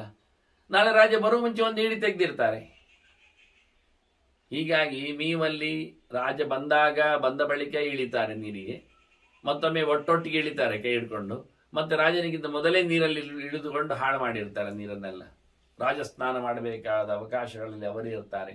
ಸ್ವಲ್ಪ ಲೂಸ್ ಆದ್ರೆ ರಾಜ, ಸಡಿಲ ಆದ್ರೆ ಗಮ್ಮತ್ತು ಅಂತ ಹೇಳಿಕೊಂಡ್ರೆ ಅವರು ಅದಕ್ಕಿಂತ ಜಾಸ್ತಿ ಅವಕಾಶವನ್ನು ಬಗ್ಗಿಸಿಕೊಂಡು ಗಮ್ಮತ್ತು ಮಾಡಲಿಕ್ಕೆ ನೋಡ್ತಾರೆ. ಅದನ್ನ ತಿನ್ನುವ ಪದಾರ್ಥಗಳ ಹತ್ತಿರ ರಾಜನೇ ತಿನ್ನಬೇಕಾದ ಸೊತ್ತನ್ನು ಅವರು ತಿಂತಾರೆ. ರಾಜನೇ 4-6 ತಂದಿಡ್ತಾರೆ. ರಾಜ 2 ತಿಂದು ಬೇಡ ಅಂತಾನೆ. ಬೇಡ ಅಂದಾಗ ಈಗ ತಗೊಳ್ಳಿ ಅಂದಾಗ ಇದು ಲೂಸ್ ಆಗಿ ನಾಳೆಯಿಂದ ಅವರು ಮೊದಲೇ ತೆಗಿತಾರೆ. ಅವ್ರು ಹೆಚ್ಚಿಗೆ ತರಲಿಕ್ಕೆ ಹೇಳ್ತಾರೆ ರಾಜನಲ್ಲಿಗೆ ಮತ್ತೆ ತಮಗಾಗಿ ಅಂತ. ಹೀಗಾಗಿ ಯಾವತ್ತು ಬೇಡ ಎನ್ನುವ ರಾಜನಿಗೆ ಗೊತ್ತಿದ್ರು ಅಲ್ಲೇ ತಿಂದು ಸೀದ ಬರಲಿಕ್ಕೆ. ಅದನ್ನು ಮತ್ತೆ ನಾಳೆ ವ್ಯವಸ್ಥೆ ಮಾಡುವವರಿದ್ದಾರೆ, ವ್ಯವಸ್ಥೆ ಮಾಡ್ತಾರೆ. ಅದರ ಬಗ್ಗೆ ಯಾವುದೇ ಗಮನಿಕೆ ಕೊಡದೆ ಒಂದು ಚೂರು ಸಡಿಲಾದ್ರೆ ಸಾಕು, ನಾಳೆ ರಾಜನ ತಟ್ಟೆಗೆ ಕೈ ಹಾಕ್ತಾರೆ ಎನ್ನುವುದನ್ನು ಗಟ್ಟಿಯಾಗಿ ಹೇಳ್ತಾನೆ ಭೀಷ್ಮ. ಕ್ರುದ್ಯಂತಿ ಪರಿದೀವ್ಯಂತಿ ಭೂಮಿಪಾಯ ಅಧಿತಿಷ್ಠತೆ. ರಾಜನ ಮೇಲೆ ಸಿಟ್ಟಾಗ್ತಾರೆ ಸ್ವಲ್ಪ ಹೆಚ್ಚು ಕಡಿಮೆ ಆದರೆ. ಅವನನ್ನು ಸೋಲಿಸ್ತಾರೆ ಮಾತಿನಲ್ಲಿ, ಕೃತಿಗಳಲ್ಲಿ ಎಲ್ಲ. ಅವನನ್ನು ತಪ್ಪಿಸ್ತಾರೆ. ಅವನಿಗಿಂತ ಮಿಗಿಲಾಗಿ ಕೂತ್ಕೊಳ್ತಾರೆ, ಕೆಲಸ ಮಾಡ್ತಾರೆ, ಹೇಳಿಕೊಳ್ತಾರೆ, ಮೆರಿತಾರೆ. ರಾಜನ ದ್ರವ್ಯಗಳನ್ನು ಉಪಯೋಗಿಸಿಕೊಳ್ತಾರೆ. ಬಟ್ಟೆ ಬರೆ, ಅಲಂಕಾರ ವಸ್ತುಗಳು, ಅವನ ಆಸನ, ಹೀಗೆ ಏನೇನು ಮುಂದುವರಿತದೆ. ಉತ್ಕೋಚೈಹಿ ವಂಚನಾಭಿಷ್ಟ ಕಾರ್ಯಾಣಿ ಗ್ರಂಥಿ ಚಾಸ್ಯತೆ. ಅವನ ಕೆಲಸ ರಾಜನದ್ದನ್ನು ತಪ್ಪಿಸಲಿಕ್ಕೆ ನೋಡ್ತಾರೆ, ಲಂಚ ಕೊಡ್ತಾರೆ, ದುಡ್ಡು ಮೋಸದಲ್ಲಿ ಕೊಡ್ತಾರೆ, ಮೋಸ ಮಾಡುತ್ತಾರೆ. ಹಾಗಾಗಿ ರಾಜನ ಕೆಲಸಗಳನ್ನೆಲ್ಲ ತಪ್ಪಿಸಲಿಕ್ಕೆ ನೋಡುತ್ತಾರೆ, ತಮಾಷೆಗಾಗಿ ಅಂತ, ಚಾಲೆಂಜ್ ಅಂತ. ಹೀಗಾಗಿ ರಾಜನಿಗೆ ಕಿರಿಕಿರಿ ಮಾಡುವಲ್ಲಿ ಅವರು ಸಫಲರಾಗ್ತಾರೆ. ಜರ್ಜರಂಚಾಸ್ತಿ ವಿಷಯಂ ಕುರುವಂತಿ ಪ್ರತಿರೂಪಕೈ. ರಾಜನ ವೇಷ ತೊಟ್ಟುಕೊಳ್ಳುತ್ತಾರೆ, ರಾಜನ ವಿಷಯಗಳನ್ನು ಹಾಳು ಮಾಡುತ್ತಾರೆ. ಇವತ್ತು ರಾಜನೇ ಬರಬೇಕಿತ್ತು ಉದ್ಘಾಟನೆಗೋ ಹೇಳಿಕೆ ಕೊಡ್ಲಿಕ್ಕೋ, ಇವ್ರು ವೇಷ ಹಾಕಿ ಇವರು ಹೇಳಿಬಿಟ್ಟು ಬರುದು. ಜನಕ್ಕೆ ಪಕ್ಕ ಗೊತ್ತಾಗುವುದಿಲ್ಲ. ಹಳ್ಳಿಗಳಲ್ಲಿ ರಾಜನದ್ದು ಪರಿಪೂರ್ಣವಾದ ಪರಿಚಯ ಇರುವುದಿಲ್ಲ. ಎಲ್ಲಿ ಒಂದು ಸ್ವಲ್ಪ ಅವನ ಚರಿಯನ್ನು ನೋಡಿದವರು ಇರ್ತಾರೆ. ಇವ ರಾಜನ ಪೋಷಾಕ ಹಾಕಿಕೊಂಡು ಹಳ್ಳಿಗೆ ಹೋಗಿ ಅವರನ್ನು ಮೋಸಗೊಳಿಸ್ತಾನೆ. ರಾಜರ ಯೋಜನೆಗಳನ್ನೆಲ್ಲ ಹಾಳು ಮಾಡುತ್ತಾನೆ. ಎಷ್ಟು ಜೋರು ಕೇಳಿದ್ರೆ ಅಂತಃಪುರದೊಳಗೆ ರಾಜನ ಹುಡುಗಿಯರನ್ನು, ಸ್ತ್ರೀಯರನ್ನೆಲ್ಲ ರಕ್ಷಣೆ ಮಾಡಲಿಕ್ಕೆ ನಪುಂಸಕರು ಇರ್ತಾರೆ, ಷಂಡರು ಇರ್ತಾರೆ. ಅವರನ್ನು ಕಂಚುಕರು ಅಂತ ಕರೀತಾರೆ, ಕಂಚುಕಿಯರು ಅಂತ ಕರೀತಾರೆ, ವೃದ್ಧ ಕಂಚುಕಿಯರು ಕರೀತಾರೆ, ವೃದ್ಧೆಯರು ಇರ್ತಾರೆ, ಮುದುಕರು ಇರ್ತಾರೆ, ಮುದುಕಿಯರು ಇರ್ತಾರೆ, ಅಂಗವಿಕಲರು ಇರ್ತಾರೆ. ಹೆಣ್ಣಿನ ರಕ್ಷೆಯಲ್ಲಿ ನೆಲೆಗೊಂಡವರು ಅಂತ ರಾಜನ. ಇವೇನ್ ಮಾಡ್ತಾನೆ? ರಾಜನ ಜೊತೆಯಲ್ಲಿದ್ದವ, ತುಂಬಾ ಅವನ ಜೊತೆಯಲ್ಲಿ ಒಡನಾಟ ಪಡೆದು ಸಲೀಸಾಗಿರುವವ, ಸಲುಗೆಯನ್ನು ಪಡೆದವ, ಅವನು ಸ್ತ್ರೀರಕ್ಷಿಭಿಶ್ಚ ಸಜ್ಜಂತೆ ತುಲ್ಯವೇಷಾಭವಂತಿಚ. ಅವನು ಇವರ ಜೊತೆಯಲ್ಲಿ ಸೇರಿಬಿಡುತ್ತಾನೆ ಅರಮನೆಯಲ್ಲಿ, ಸ್ತ್ರೀಯರ ರಕ್ಷಕರ ಜೊತೆಯಲ್ಲಿ. ಇದರಿಂದ ಅವರ ಸ್ತ್ರೀಯರಿಗೆ ಅಪಾಯ ಅಲ್ವಾ? ಅದಕ್ಕೇನ್ ಮಾಡ್ತೇವೆ? ಇವನು ತುಲ್ಯವೇಷ, ಇವನು ಷಂಡವೇಷ ಆಗ್ತಾನೆ. ನೋಡಿ, ರಾಜರ ಹತ್ತಿರದವರು, ಸಲುಗೆಯನ್ನು ಪಡೆದವರು, ಅವರು ಕಂಚುಕಿಯರಂತೆ, ಷಂಡರಂತೆ, ನಪುಂಸಕರಂತೆ ಅವರು ವೇಷ ಹಾಕೊಂಡು ಹೆಣ್ಣುಗಳ ಜೊತೆಯಲ್ಲಿ ಇದ್ದು ಬಿಡ್ತಾರೆ. ಇದರಿಂದ ಅತ್ಯಂತ ಅಪಾಯ ಆಗಿಬಿಡ್ತದೆ. ರಾಜನ ಹೆಣ್ಣಿನ ಅಂತಃಪುರದಲ್ಲಿ ಅವನ ಸೇವಕರೇ ಬೇರೆ ರೂಪಗಳಿಂದ ಮಾರುವೇಷಗಳಿಂದ ಅವರ ಜೊತೆಯಲ್ಲಿ ಕೇಳಿದರೆ ರಾಜನಿಗೆ ನಾವು ಚಾಲೆಂಜ್ ಮಾಡಿದ್ದಲ್ಲ ಅಂತ ಹೇಳಿಕೊಂಡು ಇನ್ನೊಂದು ತಮಾಷೆಗಾಗಿ ಅದನ್ನು ತಪ್ಪಿಸ್ತಾರೆ. ಮತ್ತೆ ವಾತಂ ನಿಷ್ಠೀವನಂಚೈವ ಕುರುತೆ ಚಾಸ್ತಿದಾನಿದು ಒಂದು ದೃಷ್ಟಿಯಿಂದ ನಿರ್ಲಜ್ಜಾಹ ರಾಜಶಾರ್ದೂಲ ವ್ಯಾಹರಂತಿ ಚ ತದ್ವಚ, ನಾಚಿಕೆ ಇಲ್ಲದೆ ಏನೇನೋ ಮಾತಾಡ್ತಾರೆ. ಅನ್ಪಾರ್ಲಿಮೆಂಟ್ ಅಂತ ಹೇಳಿಕೊಂಡ ಹಾಗೆ, ಅಸಭ್ಯವಾದ ಕಥೆ ಅಂತ ಹೇಳಿದ ಹಾಗೆ, ಬೇಕಾದ ಗೌರವವುಳ್ಳ ಸ್ಥಾನಗಳಲ್ಲೆಲ್ಲ ಇವರದ್ದೇ ನಾಲಿಗೆಗಳು, ಇವರದ್ದೇ ಗೆರೆಗಳು, ಅದು ತಪ್ಪು ಗಲೀಜು ಬೆಪ್ಪು ವಸ್ತುಗಳು, ಮಾತುಗಳು ಮಾಡುವ ರೀತಿ, ಉಗುಳುವುದು, ರಾಜನೆದುರೇ ಉಗುಳುವುದು, ವಾಂತಿ ಮಾಡುವುದು, ಊಸು ಬಿಡುವುದು, ಗಟ್ಟಿಯಾಗಿ ತಮಾಷೆ ಮಾಡುವುದು, ನೆಗಾಡುವುದು, ಇಂಥದ್ದೆಲ್ಲ ಯಾವುದೇ ರೀತಿಯಾದ ಸಭೆ ಮರ್ಯಾದೆ ಇಲ್ಲದೆ ರಾಜ ಸ್ವಲ್ಪ ಸಡಿಲು ಬಿಟ್ಟದ್ದಕ್ಕೆ, ಮೋಜುಪ್ರಿಯನಾದದ್ದಕ್ಕೆ ಇವರೆಲ್ಲ ತಲೆ ಮೇಲೆ ಕೂತ್ಕೊಳ್ತಾರೆ. ರಾಜನಿಗೆ ಅವಮಾನ ಆಗ್ತದೆ, ಹಾಳಾಗಿ ಹೋಗ್ತಾನೆ ರಾಜ. ಎಲ್ಲಿವರೆಗೆ ರಾಜ್ಯನ ಹಯಂವಾ ದಂತಿನಂವಾಪಿ ರಥಂವಾ ನೃಪಸಮ್ಮತಂ ಅಧಿರೋಹಂತಿ ಅವಜ್ಞಾಯ ಹರ್ಷಲೇ ಪಾರ್ಥಿವೇ ಮೃದು. ರಾಜ ಮೃದುವಾಗಲು ಹೋಗಿ, ಹರ್ಷಪ್ರಿಯನಾಗಲಿಕ್ಕೆ ಹೋಗಿ, ಸಂತೋಷದಲ್ಲಿ ಇರಲಾಗಿ ಇವರೆಲ್ಲ ಅವನ ಕುದುರೆ ಏರ್ತಾರೆ, ಅವನ ರಥ ಹತ್ತುತ್ತಾರೆ, ಅವನಿಲ್ಲದಾಗಲೇ ರಾಜನ ಆನೆಯನ್ನು ಹತ್ತುತ್ತಾರೆ. ಇನ್ನೆಂತ ಹೇಳೋದು? ಅಷ್ಟೇ ಅಲ್ಲದೆ ರಾಜನ ಕೆಲಸಗಳ ಬಗ್ಗೆ ಇವರಿಗೆ ಅಸಡ್ಡೆ. ಇದಂತೆ ದುಷ್ಕರಂ ರಾಜನ್ ಇದಂತೆ ದುರ್ವಿಚೇಷ್ಟಿತಂ ಇತ್ಯೇವಂ ಸುಹೃದೋ ನಾಮ ಬ್ರುವತೆ ಪರಿಷದ್ಗತಾ. ಎದುರೆ ರಾಜನಿಗೆ ಇದು ಸಮಲ್ಲ ಅಲ್ವಾನ ಮಾಡಿದ್ದು, ಇದು ನಿನ್ನದು ತಪ್ಪು, ಇದು ಹೀಗೆ ಮಾಡಲಿಕ್ಕೆ ಉಂಟು ಅಂತ ಶುರು ಮಾಡ್ತಾರೆ.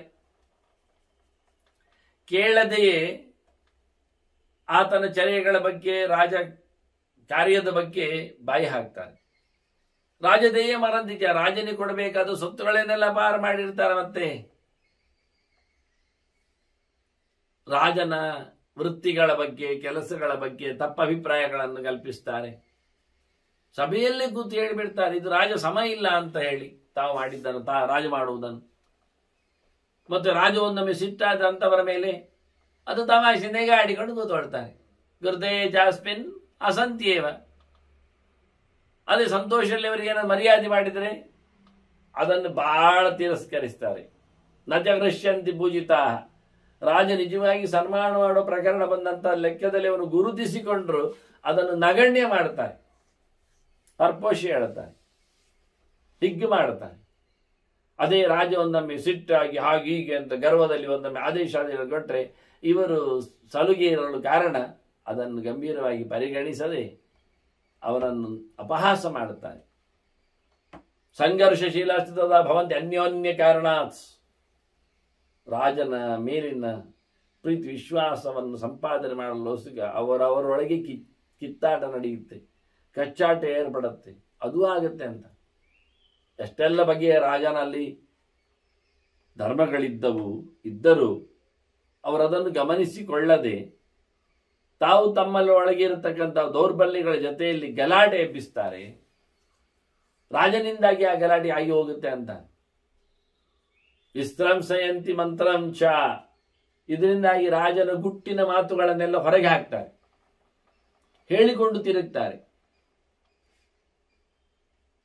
ಹೇಳದ ಮುಂಚೆ ಬರದ ಮುಂಚೆ ಇವರು ಬ್ರಾಡ್ಕಾಸ್ಟ್ ಮಾಡಿಬಿಡ್ತಾರೆ. ಮಂತ್ರಾಲೋಚನೆಯನ್ನು ಬ್ರೇಕ್ ಮಾಡಲಿಕ್ಕೆ ಇವರು ಕಾರಣರಾಗ್ತಾರೆ. ಅದನ್ನ ರಾಜ ಆದಷ್ಟು ಗಂಭೀರನಾಗಿರಬೇಕು, ತಮಾಷೆಗಾರನಾಗಬಾರದು. ಕ್ರೀಡಿತುಂತೇನ ಚೆಚ್ಚಂತಿ. ಆಟಕ್ಕೆ ಕರೀತಾರೆ, ಆಡಬೇಕು ಅಂತ ಬಯಸ್ತಾರೆ, ಆಡಿಸ್ತಾರೆ, ಆಡಲು ನಿಲ್ತಾರೆ. ನೋಡಿ, ಜೂಜಾಟ ಆಡಿದ ಹಾಗೆ ಇಲ್ಲ ಅಂತ. ರಾಜ ಯಾವ ಕಾಲದಲ್ಲಿಯೂ ಲೂಸ್ ಆಗಬಾರ್ದು, ಸಡಿಲ ಆಗಬಾರ್ದು, ಗಂಭೀರನಾಗಿರಬೇಕು. ರಾಜ ಹೇಳಿದ ಕೆಲಸಗಳನ್ನು ಕೆಲವರು ನಡೆಸಿಕೊಡುವುದಿಲ್ಲ. ಅವರ ವೃತ್ತಿಯ ಮೇಲೆ ಅವರಿಗೆ ಅಸಡ್ಡೆ. ನ ವೃತ್ತ್ಯಾ ಪರಿತುಷ್ಯಂತ್. ಅವ್ರಿಗೆ ಹೇಳಿದ ಕೆಲಸದಲ್ಲಿ ಅವರಿಗೆ ಇಷ್ಟ ಇಲ್ಲ, ನೆಮ್ಮದಿ ಇಲ್ಲ, ಸಂತೋಷ ಪಡುವುದಿಲ್ಲ. ಇದರಿಂದಾಗಿ ರಾಜನಲ್ಲಿ ಮತ್ತಷ್ಟು ಸಲುಗೆ ಇರಲಿಕ್ಕೆ ಹೋಗಿ ತಮಾಷೆಯಾಗಿ, ಒಂದೊಮ್ಮೆ ಅವನು ಹೇಳಿದ್ದು ಸತ್ಯ ಆದರೆ ಅದು ತಮಾಷೆಗೆ ಹೇಳಿದ್ದು ಮಾರಾಯರೆ ಅಂತ ಹೇಳಿಬಿಡುದು. ರಾಜನಲ್ಲಿ ಹೋಗಿ ಒಂದು ಘಟನೆ ನಡೆಯಿತು. ಒಳ್ಳೆ ದೊಡ್ಡ ಉದ್ದಿಮೆ ಪರ ವ್ಯಕ್ತಿ ಆತ. ಅವನು ತನ್ನ ಮನೆಗೆ ತನ್ನ ಕೆಲಸದವನಿಂದ ಒಂದಿಷ್ಟು ದೊಡ್ಡ ಮೊತ್ತ ದುಡ್ಡನ್ನು ಕೊಟ್ಟು ಕಳಿಸಿದ. ಯಾರು ಮತ್ತೆ ಬರಲಿಕ್ಕೆ ಉಂಟು, ತಗೊಂಡು ಹೋಗ್ಲಿಕ್ಕೆ ಇರಬಹುದು, ಏನೋ ವಿಷಯ. ಮತ್ತೆ ಈ ಆಯ್ಕೆಯ ಹೊತ್ತಿನಲ್ಲಿ ಎಲ್ಲ ಅಧಿಕೃತವಾಗಿ ಅಲ್ಲೆಲ್ಲ ಇರಬಾರ್ದಲ್ಲ, ಇರಲಿ, 1-2 ಲಕ್ಷ ಮೊತ್ತ ಅಂತ ತಿಳ್ಕೊಳ್ಳಿ, ಕೊಟ್ಟು ಕಳಿಸಿದ್ದಾನೆ. ತನ್ನ ಕೆಲಸದವನಿಂದ ಮನೆಯಲ್ಲಿ ಇಟ್ಟು ಬರಲಿಕ್ಕೆ. ಅವನ ಸಂಸ್ಥೆಯಿಂದ ಮನೆಗೆ ಎಷ್ಟೋ ಸ್ವಲ್ಪ ದೂರ ಇರ್ತದೆ, ಹೇಗೂ ಅವನು ಎಷ್ಟು ಹೊತ್ತು ಬರುವವನು. ಈಗ ಅಲ್ಲಿ ಯಾರೋ ಎಷ್ಟು ಬರಲಿಕ್ಕೂ ಸಾಕು, ಕೆಲಸ ಇರಲಿಕ್ಕೂ ಸಾಕು, ಅದು ಇರಬಾರ್ದು ಅಂತ ಏನಲ್ಲ. ಬಂದಾಗ ಅದನ್ನು ಮನೆಗೆ ಕೊಟ್ಟು ಕಳಿಸುವುದು ಒಂದು ವ್ಯವಸ್ಥೆ. ಪರಿಚಯದವನೇ, ಸ್ವಲ್ಪ ಅರ್ಧಂಬರ್ಧ, ಪರಿಚಯ ಇಲ್ಲ ಅಂತೇನಲ್ಲ, ಮನೆಗೂ ಮಂದಿಗೂ ಬಂದಿದ್ದಾನೆ. ಮನೆಯಲ್ಲಿ ಮಡದಿ ಮಾತ್ರ ಇದ್ದಾಳೆ, ಅವನಂತೂ ಸಂಸ್ಥೆಯಲ್ಲಿದ್ದಾನೆ. ಮತ್ತೆ ಬರುವವರಿಗೆ ಹೋಗುವವರು ಅವರವರ ಪಾಡಲ್ಲಿದ್ದಾನೆ. ಬಂದವ ಆಫೀಸ್ನಿಂದ ಬಂದದ್ದು ಇವಳಿಗೂ ಗೊತ್ತು, ಅಪರಿಚಿತನೇ ಅಲ್ಲ, ಸ್ವಲ್ಪ ಪರಿಚಿತನೇ ಕೆಲಸದವ. ಬಂದವನೇ ಹೇಳಿಬಿಟ್ಟ, ನೋಡಿಕೊಂಡು ಚೆನ್ನಾಗಿದ್ದಿ ಅಂತ ಹೇಳತ್ತ ಮಾತಾಡ್ತಾ, ನನಗೆ ಬೇಕು ಅಂದ. ನೀನು ಎಲ್ಲ ಅನ್ಯಾಯ ಆಗ್ತಾ ಇದೆ ಅಲ್ಲಿ ಅಂತ ಆಕೆ ಯೋಚನೆ ಮಾಡಿಲ್ಲ. ನಿನಗೆ ನಾನು 1 ಲಕ್ಷ ಕೊಡಲಿದ್ದೇನೆ ಈ ಒಂದು ಹೊತ್ತಿಗೆ ಅಂದ. ಆಕೆ ಅಷ್ಟು ಬೆಕ್ಕಕ್ಕೆ ಬಗ್ಗಲಿಲ್ಲ ಅಂತಾದ್ರೆ 2 ಲಕ್ಷ ತಗೋ, 1 ಗಂಟೆ ಬಿಡು ಅಂತ. ಸರಿ, 2 ಲಕ್ಷ ಕೊಟ್ಟ, 1 ಗಂಟೆ ಉಪಯೋಗಿಸಿಕೊಂಡ, ಹೋದ. ಮೌನ ಇರಲಿ ಅಂದ. ಮತ್ತೆ ಈತ ಮಾಮೂಲಿ ಗಂಡ ಆಫೀಸಿನಿಂದ ಉದ್ದಿಮೆಯಿಂದ ಬಂದಿದ್ದಾನೆ. ಒಂದಾರೆ ಮಾತಾಡ್ತಾ ಕೇಳಿಬಿಟ್ಟ, 2 ಲಕ್ಷ ಬಂತಲ್ವಾ, ಕೊಟ್ಟು ಕಳಿಸಿದ್ದೆ ಅಂತ. ಹೌದಂದು, ಮುಗೀತು, ಮಾತುಕತೆ ಮುಗೀತು. ಆದರೆ ಇವಳಿಗೆ 2 ಲಕ್ಷ ಕೊಡ್ಲಿಕ್ಕೆ ಗಂಡ ಕಳಿಸಿದ್ದು ಅಂತ ತಲೆಯಲ್ಲಿಲ್ಲದೆ, ಗೊತ್ತಿಲ್ಲದೆ ಕೆಲಸದವನ ಜತೆಯಲ್ಲಿ ಹಾಳು ಮಾಡಿಕೊಂಡ್ಲು ಬಾಳನ್ನು. ಹೇಳು, ಇಂದು ನಡೆಯುತ್ತೆ, ಅಚಾನಕವಾಗಿ ಆಗಿ ಹೋಗುತ್ತೆ. ಇದು ಯಾಕೆ ಆಯಿತು ಅಂದರೆ, ಆದಷ್ಟು ನಾವು ಸಲುಗೆಯನ್ನು ಒಪ್ಪಿಕೊಂಡದ್ರಿಂದ ಆಗಿ ಹೋಗುತ್ತೆ. ಅದಕ್ಕೆ ಹೇಳು, ಅಯಾಚಂಚೈವ ಯಾಚಂತೆ ಎಂದು ಭೀಷ್ಮ ನೇರವಾಗಿ ಹೇಳಿದ. ಬೇಡದಿದ್ದದ್ದು ಕೇಳುತ್ತಾರೆ, ಕೇಳಬಾರದ್ದನ್ನು ಬಗ್ಗಿಸಿಕೊಳ್ಳುತ್ತಾರೆ, ಏನೋದಿಟ್ಟು ಬಿಡ್ತಾರೆ. ನೋಡಿ, ಸುಹೃದ್ಯೂತ ಅಂತ ಆದದ್ದು ಗೊತ್ತು ತಾನೆ ನಿಮಗೆ. ಫ್ರೆಂಡ್ಲಿ ಆಟ ಅಂದ್ರು ಭೀಷ್ಮಾದಿಗಳಿದ್ದು. ಭೀಷ್ಮ ಹೇಳುವ ಇದ್ದೇ ಆದದ್ದು. ನಾವಿದ್ದೇವೆ ಗೆಲಾಟ ಆದರೆ ತಡೀಲಿಕ್ಕೆ ಮಕ್ಕಳನ್ನು, ಮೊಮ್ಮಕ್ಕಳನ್ನು, ಮರಿಮಕ್ಕಳನ್ನು ಅಂತ ಹೇಳಿಕೊಂಡ್ರು. ಎಲ್ಲಿ ಹೋಯಿತು? ಎಲ್ಲವನ್ನು ಕಳ್ಕೊಂಡ ಧರ್ಮರಾಜನಲ್ಲಿ ನಾಚಿಗಿಲ್ಲದೆ ಕೇಳಿಬಿಟ್ರು, ದ್ರೌಪದಿ ಇದ್ದಾಳಲ್ಲ, ಅವಳನ್ನು ದಾಳಕ್ಕಿಡು ಅಂತ. ನೋಡಿ, ಎಳ್ಕೊಂಡು ಹೋಗುವಷ್ಟರ ಮಟ್ಟಿಗೆ ಆ ದಾಳದ ಕತೆ, ದ್ಯೂತದ ಕತೆ ಆಗಿತ್ತು. ಇದನ್ನೆಲ್ಲ ಗಮನಿಸಿ ಬಹಳ ಚೆನ್ನಾಗಿ ಭೀಷ್ಮ ಹೇಳ್ತಾನೆ, ಯಾವ ಕಾಲದಲ್ಲಿಯೂ ರಾಜ ಗಂಭೀರನಾಗಿಯೇ ಇರಬೇಕು. ಯಾರ ವಿಷಯದಲ್ಲಿ ಯಾರಿಗೂ ತನ್ನನ್ನು ತಾನು ಸಡಿಲಾಗಿ ಕೊಟ್ಟುಕೊಳ್ಳಿಕ್ಕೆ ಬಾರದು, ಸಲುಗೆಯಲ್ಲಿ ಬಿಡ್ಲಿಕ್ಕೆ ಬಾರದು. ಆದ್ದರಿಂದ ಯಾವ ವ್ಯಕ್ತಿಯೂ ಸಹ ಕೆಲಸದವ ರಾಜ ಇಷ್ಟು ಮೃದುವಾಗಿದ್ದಾನೆ ಆಗಿಬಿಟ್ರೆ, ಹರ್ಷೋಪೇತವಾಗಿರ್ತಾನೆ, ಪರಿಹಾಸ ಪ್ರಿಯ ಇದ್ದಾನೆ, ತಮಾಷೆಯವನಿದ್ದಾನೆ ಹೇಳಿದ್ರೆ ತಮಾಷೆಗಾಗಿ ಜಿದ್ದು ಹಾಕಿ ಬಿಡುತ್ತಾರೆ, ತಮಾಷೆಯಲ್ಲೇ ಹಾಳು ಮಾಡಿಕೊಳ್ಳುತ್ತಾರೆ. ನವೃತ್ಯ ಪರಿತುಷ್ಯಂತಿ, ತಮ್ಮ ಕೆಲಸವನ್ನು ತಾವು ಇಷ್ಟಪಡುವುದಿಲ್ಲ, ಇಷ್ಟಪಟ್ಟು ಕೆಲಸ ಮಾಡುವುದಿಲ್ಲ. ಮತ್ತೆ ರಾಜ ಹೇಳಿದರೆ ಕೆಲಸವನ್ನು ಅಸಡ್ಡೆಯಿಂದಲೇ ಲಯಾಚೈವ ಕುರುವಂತಿ ಸಾವಜ್ಞಾಹ ತಸ್ಯ ಶಾಸನಂ, ಗಂಭೀರವಾಗಿ ಮಾಡಿಕೊಳ್ಳದೆ ಅದನ್ನು ತಿರಸ್ಕರಿಸ್ತಾ ಆಟದಂತೆ, ಕಾಟಾಚಾರದಂತೆ ಅಸಡ್ಡೆಯಿಂದ ಕೆಲಸ ಮಾಡಿಕೊಡುತ್ತಾರೆ. ರಾಜನ ಕೆಲಸವು ಅವರಿಂದ ಆಗಿ ಹೋಗುತ್ತೆ, ಆದರೆ ಅದು ಗಂಭೀರವಾದಂತಹ ಒಂದು ಉದಾತ್ತವಾದ ಧ್ಯೇಯದಿಂದ ಅಲ್ಲ. ಅದು ಕಾಟಾಚಾರದಲ್ಲಿ ಅವರು ಮಾಡಿದ ಕತೆ, ಅಸಡ್ಡೆಯಿಂದ ಮಾಡಿಕೊಳ್ಳುತ್ತಾರೆ. ಅದನ್ನು ಆಟ ಅಂತೇಳಿ ನಡೆಸ್ತಾರೆ, ಆಜ್ಞೆ ಅಂತೇಳಿ ಅಲ್ಲ. ಪ್ರಯೋಜನ ಆಗಲಿಲ್ಲ ಅಂತ ಗಂಭೀರವಾದ ಕೊನೆ ಒಂದು ಮಾತಾಡ್ತಾನೆ ಭೀಷ್ಮ. ರಾಜ ಹೀಗಾಗಲಿಕ್ಕೆ ಹೋಗಿ ಅವರ ಜನರು ಏನಾಗುತ್ತೆ ಕೊನೆಗೆ ಕೇಳಿದ್ರೆ ಅವ್ರು ಹೇಳುತ್ತಾರೆ, ಕೊನೆ ಹೊತ್ತಿನಲ್ಲಿ ಬಂದಾಗ ಹೇಳುತ್ತಾರೆ, ಇದು ನಾವು ಹೇಳಿದಾಗೆ ಕೇಳ್ತಾರಲ್ಲ ಅಂತ. ರಾಜ ತಮ್ಮ ಇಷ್ಟದಂತೆ ಇದ್ದಾನೆ. ಆತ್ಮಪ್ರಣಯೋ ರಾಜೇತಿ ಲೋಕಾಂಶೈವ ವದಂತ್ಯುತ. ನಮ್ಮ ಇಷ್ಟದಂತೆ ನಾವು ಹೇಳಿದಂತೆ ಕೇಳುತ್ತಾನೆ, ನಮ್ಗೆ ಗೊತ್ತುಂಟು ರಾಜ, ನಾವು ಅವನಿಗೆ ಹೇಳ್ತೇವೆ ಉತ್ತರ ಹೇಳಿ. ಊರಿನ ಜನರಿಗೆಲ್ಲ ನಮ್ಮ ರಾಜ ನನ್ನ ರಾಜ ಹೇಳೋ ಬದಲಿಗೆ ಅವನೇನು ಹೇಳ್ತಾನೆ, ನನ್ನ ಅಂಡರ್ ಇದ್ದಾನೆ ರಾಜ ಅಂತ, ನಾನು ಹೇಳಿದಾಗೆ ಕೇಳ್ತಾನೆ, ನಾವು ಇಷ್ಟ ಬಂದಾಗಿದ್ದಾನ, ನಿಮ್ಮ ಕೆಲಸ ಏನು ಬೇಕಾದ್ರೆ ಮಾಡಿಕೊಡ್ತಾನೆ ಹಾಗೀಗೆ ಅಂತ. ಸಸೂತ್ರೇಣೇ ವಶ ಭಕ್ಷಿಣ ಅಂತಾನೆ ಭೀಷ್ಮ ಉದಾಹರಣೆ ಕೊಡುತ್ತಾ. ಹಗ್ಗ ಕಟ್ಟಿದ ಹಕ್ಕಿ, ಅದನ್ನು ನಾವು ಎಷ್ಟು ಕುಣಿಸ್ತೇವೆ, ಹಿಡಿತೇವೆ.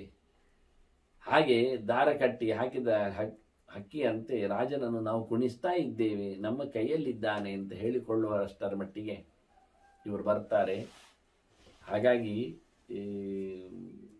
ಮರ್ಯಾದೆ ತಪ್ಪಿಸಿಕೊಂಡು, ಮರ್ಯಾದೆ ಅಂದರೆ ಒಂದು ಬೌಂಡ್ರಿ ಅಂತೇವೆ ನಾವು, ರಾಜ ಮರ್ಯಾದೆ ಅಂತ ಇರ್ತದೆ.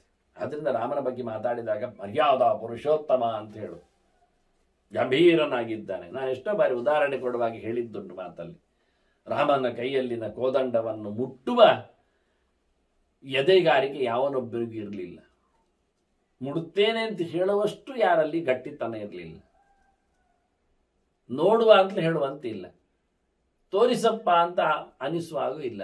ಆಟದ ಪ್ರಶ್ನೆಯೇ ಇಲ್ಲ ಅದರಲ್ಲಿ, ಯಾವ ನೆಲೆಯಲ್ಲಿಯೂ.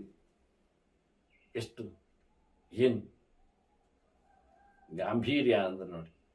ಅದೇ ಕೃಷ್ಣನ ಕೈಯಲ್ಲಿ ಕೊಳಲು, ಅಯ್ಯಬಾ, ಯಾರು ಎಳ್ಕೊಂಡ್ರೂ ಆಗತ್ತೆ, ಊದಿದ್ರೂ ನಡೆಯುತ್ತೆ, ಸಿಕ್ಕಿಸ್ಕೊಂಡು ಹೋದ್ರೂ ಆಗತ್ತೆ, ಕೇಳಲಿಕ್ಕೂ ಬರುತ್ತೆ. ಕೃಷ್ಣ ಒಂದ್ಸರ್ತಿ ಕೊಳ್ಳಲು ದಪ್ಪ, ಒಂಚೂರು ಕೊಳ್ಳ ನನ್ ಕೊಡು, ಊದಿ ಕೊಡುತ್ತೇನೆ, ಇದು ಕೊಳಲ ಹೇಳಿ ನಂದಿಗೆ ಎಸೆದ್ರು ಕೃಷ್ಣಪ್ಪ ಮಾತಾಡುವಂತೆ ಇಲ್ಲ.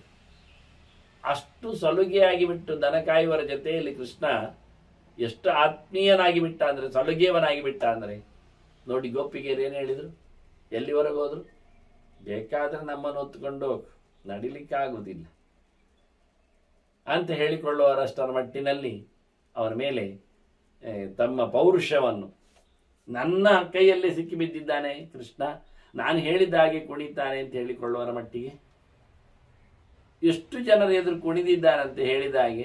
ಆ ಕುಣಿ, ಈ ಕುಣಿ, ಅದು ಮಾಡು, ಇದು ಮಾಡು, ಎಲ್ಲ ಮಾಡಿ ತೋರಿಸಿದ್ದಾನೆ ಕೃಷ್ಣ. ಹೀಗೆ ವಶನಾಗಿದ್ದಾನೆ ತಿಳ್ಕೊಂಡವರು ಅವನು ಆಡಿಸಿದ್ರೆ ಒಂದ್ಸರ್ತಿ ಕಣಮರೆಯಾಗಿ ಪಾಠ ಮಾಡಿದ ಇರಲಿ. ಹಾಗೆ ರಾಜನಿಗೆ ಮಾಡ್ಲಿಕ್ಕೆ ಆಗುವುದಿಲ್ಲ. ಒಂದ್ಸರ್ತಿ ರಾಜ ಲೂಸ್ ಆಗಿಬಿಟ್ರೆ ಮತ್ತೆ ಅವನ ಭೃತ್ಯರು, ಅವನ ಪರಿವಾರದವರು, ಅವನ ಸುತ್ತಮುತ್ತಲಿನವರು, ಆದ್ರಿಂದ ಫ್ರೆಂಡ್ಲಿ ಎನ್ನುವ ನೆಲೆಯಲ್ಲಿ ರಾಜನಲ್ಲಿ ಯಾವುದೇ ರೀತಿಯಾದಂತಹ ಬಿಚ್ಚುತನ ಇರಬಾರ್ದು. ರಹಸ್ಯವಾದಂತಹ ಧೀರ ದಿಟ್ಟತನ, ಸ್ಪಷ್ಟವಾದ ನಿಲುವು ರಾಜನಲ್ಲಿ ಗಂಭೀರವಾಗಿ, ಅಂದರೆ ಅಷ್ಟಿದ್ದರೂ ಸೋಲ್ತಾನೆ, ಆದರೂ ಆಗದಂತೆ ಆಗಲಿಕ್ಕೆ ಭೀಷ್ಮ ಬಹಳಷ್ಟು ದೊಡ್ಡ, ಅಂದರೆ ಇದು ನಾನು ಹೇಳಿದೆ ಕೇವಲ ಒಂದು ಧರ್ಮರಾಜನಿಗೆ ಬೋಧೆ ಅಂತ ಅರ್ಥ ಅಲ್ಲ. ಖಾಲಿ ಒಂದು ಮನೆಯಲ್ಲಿ ಇರಬೇಕಾದ ಯಜಮಾನನು ತನ್ನ ತನವನ್ನು ಉಳಿಸಿಕೊಳ್ಳಿಕ್ಕೋಸ್ಕರ ತನ್ನ ಮಕ್ಕಳಲ್ಲಿಯೇ ಬೇಕಾದ್ರೆ, ಕೆಲಸದವರಲ್ಲಿ ಅಲ್ಲ, ಆಗುವಾಗ ಅವನು ತನ್ನ ಗತ್ತನ್ನು, ಗಟ್ಟಿತನವನ್ನು ಆತ ಅದನ್ನು ಒಪ್ಪಿಕೊಳ್ಳೇಬೇಕು. ಇಲ್ಲಾದರೆ ಮತ್ತೊಂದು ಮಾತಿದ್ದಾಗೆ ಪ್ರಾಪ್ತೇತು ಷೋಡಶೇ ವರ್ಷೆ ಪುತ್ರ ಮಿತ್ರವದಾಚರೆಯಿತು ಅಂತ. 16 ತುಂಬಿದಾಗ ಮಗನನ್ನು ಫ್ರೆಂಡ್ ಅಂತ ಹೇಳಿಕೊಂಡು ಹಾಯ್ ಹಾಯ್ ಹೇಳಿಕೊಂಡು ಹೆಗಲಿಗೆ ಕೈ ಹಾಕಿಕೊಂಡು ಹೋಗುವ ಹಾಗೆ ಅಪ್ಪನ ಎದುರೇ ಅವ ಕಾಲ ಮೇಲೆ ಹಾಕಿಕೊಂಡು ಕೂತ್ಕೊಂಡು ಇಷ್ಟು ದೊಡ್ಡ ಅವಕಾಶವನ್ನು ಮಾಡಿಕೊಟ್ಟ, ಇಷ್ಟು ದೊಡ್ಡ ಸಮಾಜವನ್ನು ಕಟ್ಟಿದ, ಅಷ್ಟು ದೊಡ್ಡ ವ್ಯಕ್ತಿತ್ವವುಳ್ಳ ಅಪ್ಪನ ಎದುರೇನೆ ಮಗ ಕಾಲ ಮೇಲೆ ಕಾಲ ಹಾಕಿ ಎಡಕೈಯಲ್ಲಿ ಸಿಗರೆಟ್ ಎದ್ದು ಎಳೆಯುವ ಮಟ್ಟು ಬಂದಿದೆ. ಹಾಗಾಗಿ ಅಂತಹ ಒಂದು ಅಸಂಸ್ಕೃತವಾದ ಬದುಕು ಬರಬಾರದು ಲೋಕಕ್ಕೆ ಅಂತ ಹೇಳಲಿಕ್ಕೆ ಈ ಭೃತ್ಯರನ್ನು ನೋಡಿಕೊಂಡು ಮತ್ತೆ ಆ ಊರಿನವರು ಹೇಳಿಕೊಟ್ಟ ಹಾಗೆ, ನನ್ನ ಹತ್ತಿರದಲ್ಲಿದ್ದಾನ ಅಂತ ಒಬ್ಬ ಕೆಲಸದವ ಆ ಊರಿಗೆ ಹೋಗಿ ಅವನ ಜನರಿಗೆ ಹೇಳಿದ್ರೆ, ಹೀಗೆ ಒಂದು 10 ಊರಿನ ಮಂದಿ ಅರಮನೆಯಲ್ಲಿ ಸೇವಕರಾಗಿ ನಿಂತಾಗ 10-50 ಹತ್ತಿರದ ಹಳ್ಳಿ ಊರುಗಳಲ್ಲಿ ಎಲ್ಲ ರಾಜ ಅಂದ್ರೆ ಏನೂ ಅಲ್ಲ, ಒಂದು ಆಡುವ ಹಕ್ಕಿ ಅಂತ ಹೇಳಿಕೊಂಡಾಗೆ ನಡೆದರೆ ರಾಜನ ಪರಿಸ್ಥಿತಿ ಜನರ ಮೇಲೆ ಹೀಗಿರಬೇಡ. ಹಾಗಾಗಿ ರಾಜ ಎಂದೂ ಸಹ ಯಾರಲ್ಲಿಯೂ ಸಹ ತಾನು ಗಂಭೀರತನವನ್ನು ಬಿಡದೆ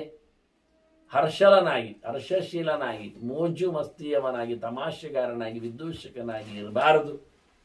ಅಂದ್ರೆ ಅವನಿಗೆ ಅಳ್ಳಿಕ್ಕೂ ನಗಲಿಕ್ಕೂ ಎದುರಲ್ಲಿ ಇಲ್ಲ ಎನ್ನುವ ಒಂದು ಏನೊಂದು ನೀವು ಚೌಕಟ್ಟಿದೆ ಅಥವಾ ಬೇಲಿ ಇದೆ ಹೇಳ್ತೀರಿ, ಅದನ್ನು ಒಪ್ಪಿಕೊಂಡೇ ಅವ ರಾಜ ಆಗ್ಬೇಕಾದ್ರೆ ಒಪ್ಪಿಕೊಳ್ಳಬೇಕು.